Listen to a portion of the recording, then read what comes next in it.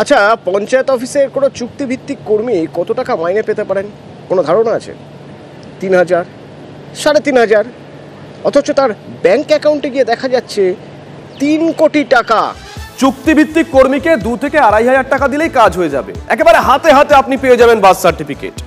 শুধুমাত্র তৃণমূল পরিচালিত গোসাবার পাঠানখালী পঞ্চায়েত থেকেই প্রায় 3,500 ভুয়ো বার্থ সার্টিফিকেট ইস্যু হয়েছে।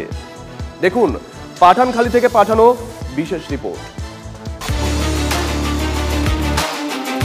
গোসাবার পাঠানখালী পঞ্চায়েত, এই পঞ্চায়েতের অস্থায়ী কর্মী গৌতম সর্দারকে গ্রেফতার করতেই প্যান্ডোরার বাক্স খুলে ফেলেছে কলকাতা পুলিশ। 3,500 ভুয়ো বার্থ সার্টিফিকেট ইস্যু করার অভিযোগ গৌতমের বিরুদ্ধে।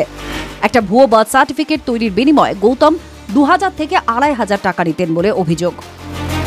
বেআইনিভাবে জাল শংসাপত্র জন্ম এবং মৃত্যুর এই ঘরটিতে থেকেই পঞ্চায়েতের যিনি কর্মী ছিলেন গৌতম সর্দার, তিনি এখান থেকেই ইস্যু করেছিলেন।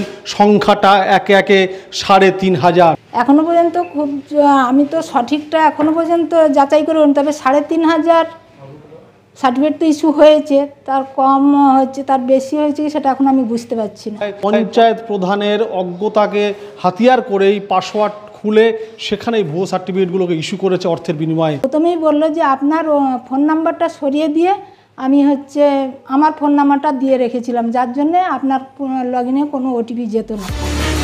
3,500 ভুয়ো জন্ম শংসাপত্র ইস্যু, অথচ জানতেনই না পঞ্চায়েত প্রধান। হতবাক আলিপুর আদালতের বিচারক। পঞ্চায়েত প্রধানকে কি ধোয়া তুলসী পাতা ভাবছেন? তদন্তকারী অফিসারকে প্রশ্ন বিচারকের। তৃণমূল পরিচালিত পঞ্চায়েত, সুতরাং এত বড় অভিযোগ ওঠায় শাসক দলকে নিশানা করার সুযোগ হাতছাড়া করতে নারাজ বিরোধীরা।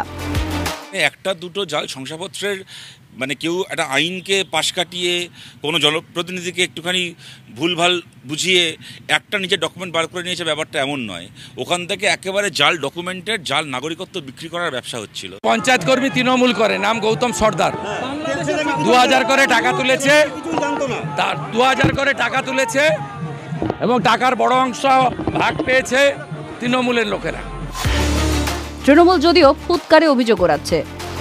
এইরকম ধরনের কিছু অপরাধ, খারাপ কাজ যুগে যুগে যুগে যুগে যুগে যুগে হয়ে এসছে এবং কালের নিয়মে নতুন নতুন অপরাধ হয়েছে। আপনি নিশ্চয়ই 8-এর দশকে সাইবার ক্রাইম শোনেননি।